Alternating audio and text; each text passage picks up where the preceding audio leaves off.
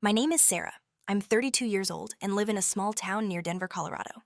I used to have a stable job at an accounting firm. My income wasn't high, but it was enough to support myself and help my parents when they needed it. However, I fell for a man's sweet promises and with my own two hands gave up my career path, leaving behind everything that once made me proud. I became a mere shadow in my own home. I met Ethan at a reunion with old friends. He was 35, a middle manager at a construction company. From our very first meeting, I was drawn in by his gentle words and the way he showed he cared. Ethan wasn't flashy, but he knew how to make others feel special. After a few months of dating, Ethan started talking about our future. He painted a vivid picture of a home filled with laughter children and both sides of our families gathering together. He emphasized, "All I need is you. You stay home and take care of the family. I'll handle everything else out there." On our wedding day, I still remember my mother's look as she saw me off. Her eyes were full of worry, and she kept reminding me, "Sarah, always keep something for yourself. Don't give everything to someone else." But I was overwhelmed with happiness then, naively believing that Ethan would never let me down. Ethan asked me to quit my job just a month after our wedding. His reasons sounded so reasonable. "You're working and handling meals, and my mother needs someone to care for her. You'll burn yourself out. I make enough for the whole family." I hesitated, but eventually agreed, thinking this sacrifice was worth it. My mother-in-law, Barbara, was 65 years old and had been paralyzed on one side after a stroke a few years ago. She had lived with us from the day I became her daughter-in-law.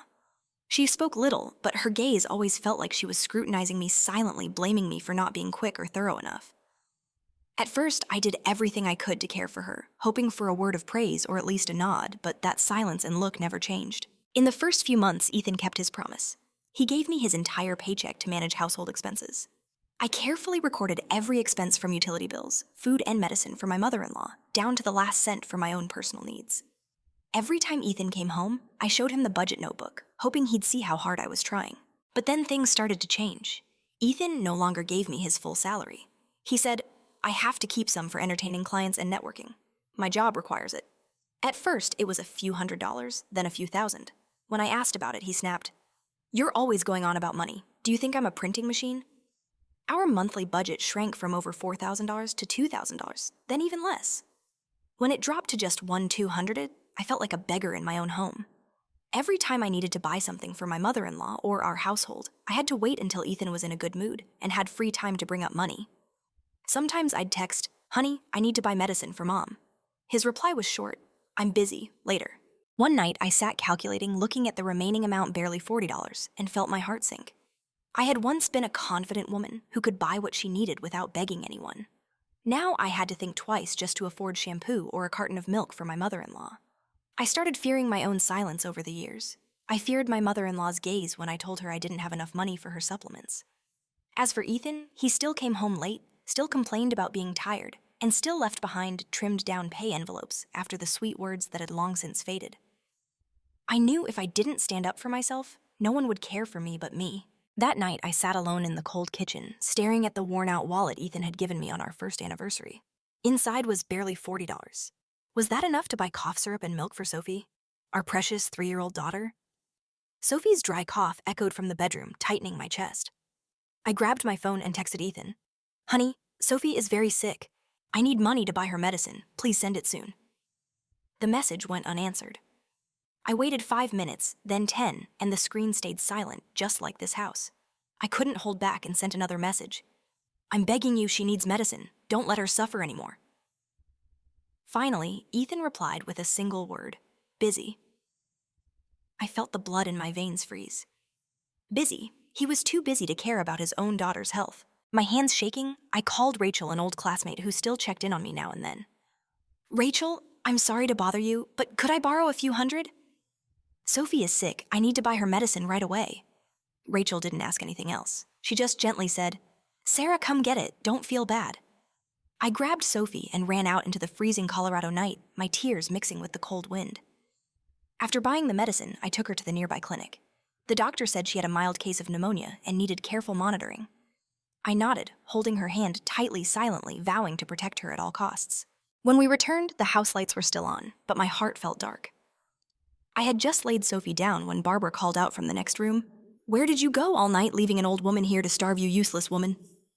I bit my lip, swallowing my anger. I went to make porridge for her and set it on the table. She looked at the bowl, then flung it to the floor. A woman like you is only good at putting on a show, can't even cook properly, and you brought a brat into this house for what? Her words cut deep. I knelt down to clean up the mess, tears streaming down my face, too exhausted to wipe them away. Just then, Ethan walked in. His lazy glance passed over me and settled on his mother. Mom, what did Sarah do now to upset you? I looked up, my voice catching. Do you know Sophie's sick? I had to borrow money from a friend for her medicine. I've been texting and calling you all day for a little money for our child. Do you think I enjoy begging like a pauper? Ethan frowned, his tone sharp. Stop the act. You have one job, take care of the house, and you complain I'm working myself to death, and all you do is talk about money and problems? I took a breath, held his gaze without flinching, my voice steady now. You're right, I am a problem because I've stayed quiet too long. But from now on, this Sarah won't bother anyone again. Barbara glared at me. What's that supposed to mean? You planning to abandon this house and let me and my son starve? A freeloader like you dares to talk back. I turned to look at her, and for the first time in my life, my eyes held no fear. That's right. From now on, I'm done. No more cooking, no more cleaning, no more caring for anyone except my daughter. I was a fool to think that if I sacrificed, people would appreciate it. It turns out I was just an unpaid servant in this house. Ethan slammed his keys on the table. Go ahead, try not lifting a finger and see what happens to this house. Don't make me step in. I gave a cold smile, my voice calm. You'd better learn how to take care of your mother yourself. From today, Sarah is no longer your housekeeper or your cook. I carried Sophie back to our room, feeling light, even though tears still fell. In that moment, I knew I had crossed the line between endurance and awakening, and I knew this was only the beginning of the storm Ethan and his mother would have to face. The chaos begins. The next morning, I woke up early, made myself a cup of coffee, and quietly looked out the window. The sun was rising over the rooftops, covered in mist, but inside I felt nothing but cold. Sophie was still asleep, her little face pale after a night battling her cough. I knew that if I kept living like this, I would not only destroy myself, but also ruin my daughter's childhood. I dressed Sophie, packed a light snack, and took her out of the house. I ignored the shrill voice of Barbara yelling behind me. Where do you think you're going? Who's going to make my breakfast, you heartless woman? I didn't answer, didn't even bother to look back. At this point, her words couldn't pierce my heart anymore. We caught a bus to the city center. I took Sophie straight to Ethan's office. His office was in a high-rise building in downtown Denver. Standing at the reception desk, I took a deep breath for courage and said, I'm Ethan Moore's wife. I need to see him right now. The receptionist gave me a sympathetic look, probably noticing my tired face and swollen eyes from lack of sleep. She made a call upstairs, and just a few minutes later, Ethan appeared in his sharp suit, his face darkening the moment he saw us. He pulled me into a corner, his voice harsh. Sarah, what are you trying to pull here? I'm working. Don't bring this pitiful mess here to ruin me. I held my ground, my tone unwavering. I'm not here to ruin anyone. I'm here to hand over your daughter. Yesterday I took care of her. Today it's your turn. I have things I need to do. Ethan was speechless, looking at Sophie clinging to his sleeve, her eyes wide and confused. He muttered, Sarah, I have a meeting. How am I supposed to look after a kid in the office who would accept that? I smirked. If no one accepts it, figure it out. You said you support the whole family, that you're so capable. Now it's your time to prove it. Without waiting for his response, I bent down, kissed Sophie on the forehead, and said, Be good, sweetheart. Today, stay with Daddy. Mommy has to go take care of our future. Sophie's eyes welled up, but she nodded so sweet it broke my heart. I turned and walked away quickly, ignoring Ethan's frustrated voice calling after me. A new path. I went straight to a reputable employment center in the suburbs. The coordinator reviewed my file, listened to me describe my 5 years of experience caring for a paralyzed person, and nodded approvingly. Actually, you're a great fit for this job. There's a family looking for someone to care for an elderly lady who's paralyzed in both legs. The pay is $6,500 a month. They need someone patient who can handle a difficult temperament. I smiled confidently and replied, For me, no one could be more difficult than my mother-in-law. After just one interview, they hired me on the spot. I left the center with a preliminary contract in hand, feeling like I'd shed a massive weight. I had found my way out. That afternoon, I went back to pick up Sophie. Ethan looked at me both angry and helpless. You're unbelievable, leaving her here all day. I almost lost an important contract because she cried in the office. I looked at him calmly. I didn't abandon her.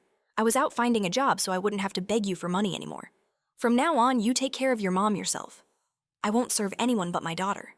Barbara overheard me and immediately shrieked, How dare you, ungrateful woman! I took care of you all these years and now you're abandoning me, you wretch. My voice was cold as ice. You took care of me, count it up. How many years have I woken up before dawn, stayed up all night, and waited on you without pay? If you hired someone else, it would have cost you at least $5,000 a month. I'm just asking for fairness. That night, I cooked a simple meal for me and Sophie. Ethan sat in silence, not daring to ask for a bite. Barbara grumbled from her room, but no one paid attention. I held my daughter close, and one clear thought echoed in my mind. Tomorrow will be different. Sarah is awake now. The House of Chaos from... The very first morning, I announced I was done with the household duties. That house fell into chaos. Ethan rushed off to work at the crack of dawn, leaving last night's dinner mess still on the table. Barbara lay in her room yelling for help every time she needed something, but no one answered. I still cared for Sophie, but I didn't lift a finger for anything involving the house or my mother-in-law anymore. After just 3 days, Ethan was a wreck. He called everywhere to find a housekeeper, and finally hired a young Mexican woman named Maria, recommended by a coworker. Maria entered the house confidently, but within half a day, I heard her sobbing as she ran out the door muttering in a mix of English and Spanish. She's like a monster. I can't do this. Barbara didn't stop cursing. What kind of help is that? So slow just to bring water? Probably only good at stealing. I watched in silence, unmoved. I had been the unpaid help for years. Now it was someone else's turn to see what that felt like. That night, Ethan came home exhausted. His shirt wrinkled, his tie askew. He threw his briefcase onto a chair and sighed. Sarah, you win. See, no one can handle my mother. What do you want so you'll come back? I didn't bother to look up. I don't want anything. I just want to take care of myself and my daughter, your mother. You handle that yourself. The next day, Ethan hired another housekeeper, an older woman who I heard had over 10 years of experience caring for the elderly. I thought to myself, maybe she'll last a bit longer. But in less than 3 days, she too ran off, leaving behind just one sentence before she left. That old woman is unbearable. I'd rather care for an entire nursing home than deal with her. The house grew heavier with Barbara's endless complaints and Ethan's grumbling. His work started to suffer. Online meetings in the middle of the workday were constantly interrupted by his mother's yelling, Ethan, hurry up! I fell out of bed. Are you going to let your mother starve to death on the floor? One day, when I brought Sophie back from the park, I heard Ethan shouting at his mother as soon as I reached the door. Mom, I'm begging you, stop calling me during meetings. You cost me a contract. Barbara snapped back, her voice dripping with bitterness. Blaming everything on me, huh? This is my fault. It's because you married that useless woman that she abandoned you and me. For the first time, I heard Ethan lose it. He roared, It's you who's the problem. If you hadn't made Sarah suffer all these years, she wouldn't have left. Look at yourself. Their shouting filled the house, making Sophie cling to me in fear. I bent down and soothed her. It's okay, sweetie. It'll all pass. But deep inside, I knew this was just the beginning of the hell Ethan and his mother had brought upon themselves. The tragic turn, word of Ethan's fights with his mother, spread through the neighborhood. The neighbors who once pitied me now whispered, Sarah was wise to walk away. No one could survive that chaos. Every time Ethan came home, he looked like a ghost, worn out, his eyes sunken from sleepless nights caring for his mother, juggling the house and trying to manage his work. I kept my promise. I didn't touch anything that wasn't for me and Sophie. I cooked for the two of us, did our laundry, and left everything else alone. Ethan no longer had that arrogant, cold look he used to wear. Sometimes I caught him quietly watching me, his eyes showing a mix of regret and helplessness. But I no longer cared. I was too tired from years of silent suffering. Now it was his turn to feel abandoned, and I knew when this house completely fell apart, it wouldn't be because I left. It would be because they destroyed it with their own selfishness and tyranny. The house already in chaos grew heavier with the sharp arguments between Ethan and Barbara. I tried to keep Sophie away from their shouting matches, but there was no escaping the angry voices echoing through the walls. That afternoon, I had just finished bathing Sophie and was drying her hair when I heard things being smashed in the living room. Ethan's voice was full of frustration. Mom, enough, I'm at my limit. Are you trying to drive me insane? Barbara screamed back. If you're useless, admit it. Don't take it out on me. If that woman hadn't left, I wouldn't be in this mess. I sighed and hugged Sophie tight. I had once hoped Ethan would wake up after everything, but he still seemed blind, unable to see the real cause of the tragedy in this house. Smashing sounds continued. I heard glass shatter on the floor, and then a terrifying sound came from the balcony. A heavy object crashing down, followed by a scream from the street. My heart raced as I ran out to find the balcony door wide open, the wind whipping the curtains. I rushed to the balcony, panic tightening my chest. Looking down, I froze. Ethan lay motionless on the sidewalk, blood pooling around him. A shattered glass tumbler lay beside his head. Bystanders gathered, and someone had already called 911. A cold fury flared in my eyes as I faced Barbara. She trembled in her wheelchair, her face white as a sheet, her hands still shaking. I didn't mean to... He needed to be taught a lesson. I just threw it to scare him. I didn't think. I was speechless. All the anger, all the resentment I had bottled up broke loose. But in front of me was a tragedy I hadn't foreseen. I carried Sophie to our room, locked the door, and called the police.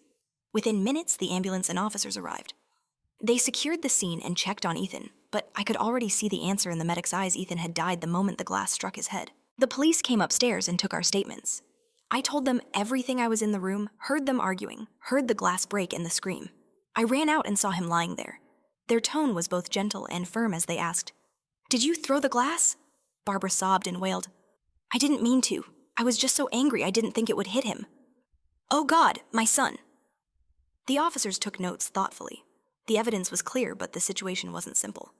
Barbara was paralyzed on one side, old, frail.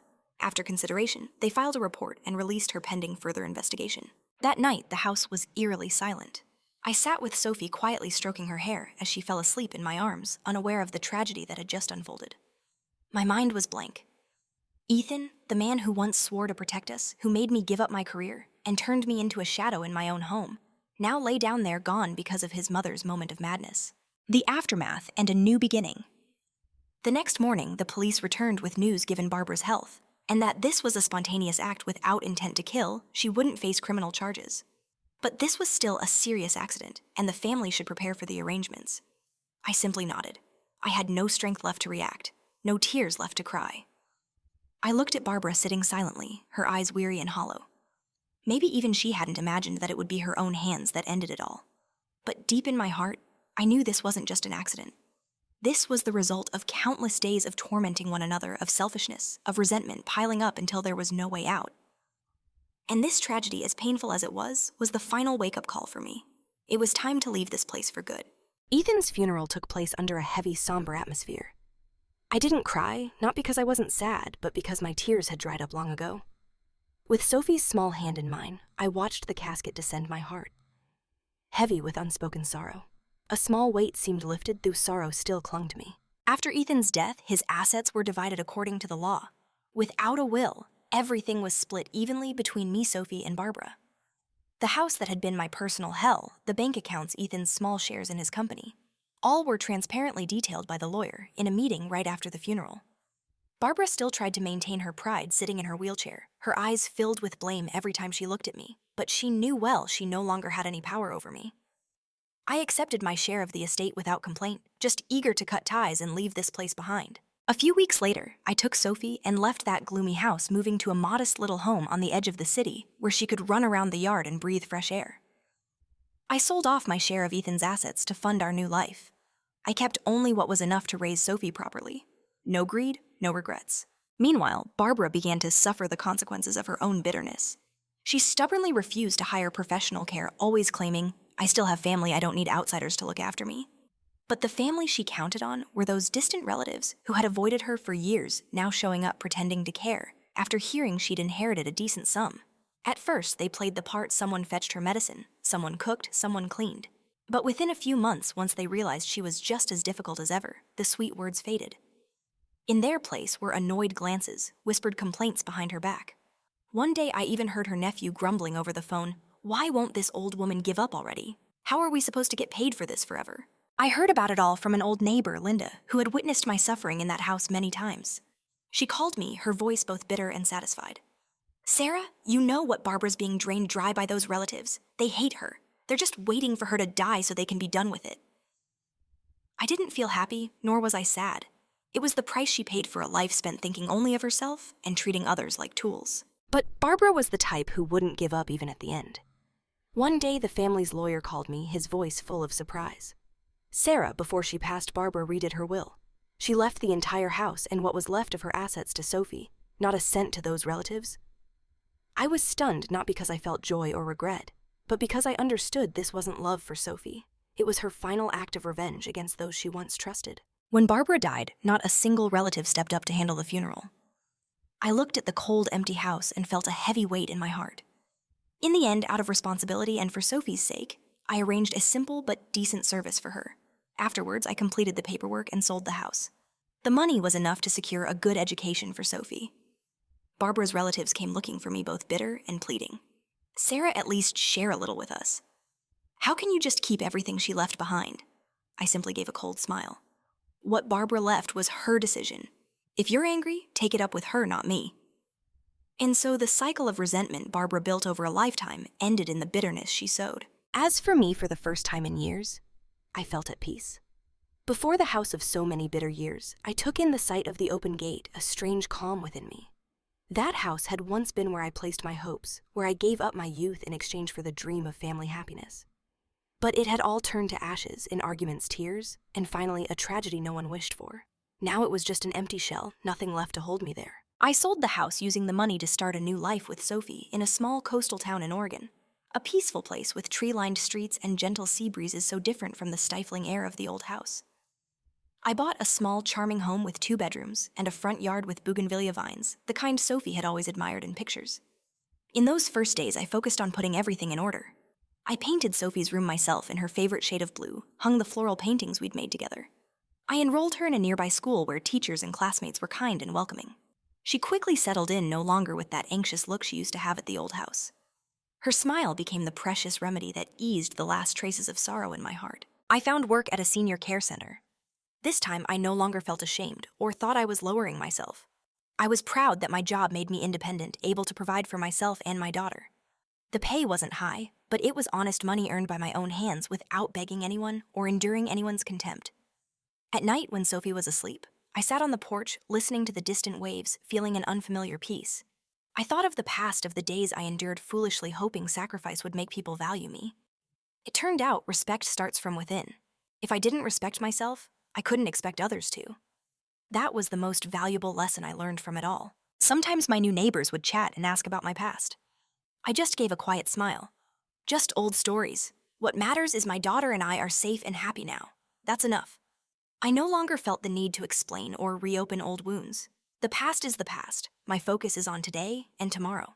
Sophie grew up surrounded by the love and peace I worked hard to build. She often ran up to hug me and say, "Mom, you're my superhero." Every time she said that, I felt every hardship was worth it. I knew the road ahead would still have challenges, but we had truly left the shadows of the past behind. And I silently thanked myself. The woman who seemed to have fallen, but found the strength to rise, to choose freedom and self-respect, and to reclaim true value and happiness. Looking back at the journey, I understand that happiness doesn't come from blind sacrifice or waiting for others to see your worth. It comes when you stand on your own feet with self-respect and independence. That's when peace and respect follow.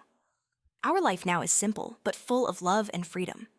Every morning, I wake up grateful that I chose to leave the darkness and walk a new path where my worth is defined by no one but me. Lesson for the audience. The most valuable lesson from Sarah's journey is this: true self-worth and happiness are not found in sacrificing your identity for others or passively waiting for their validation. Instead, they blossom when you bravely choose independence, self-respect, and actively shape your own path. Sarah's story is a powerful reminder that sometimes the greatest act of love for yourself and your children is choosing to walk away from what diminishes you, even when it feels like burning bridges. Your resilience is your superpower. What do you think of Sarah's journey and the choices she made? Share your thoughts in the comments below. Don't forget to follow the channel for more emotional stories and meaningful lessons about family.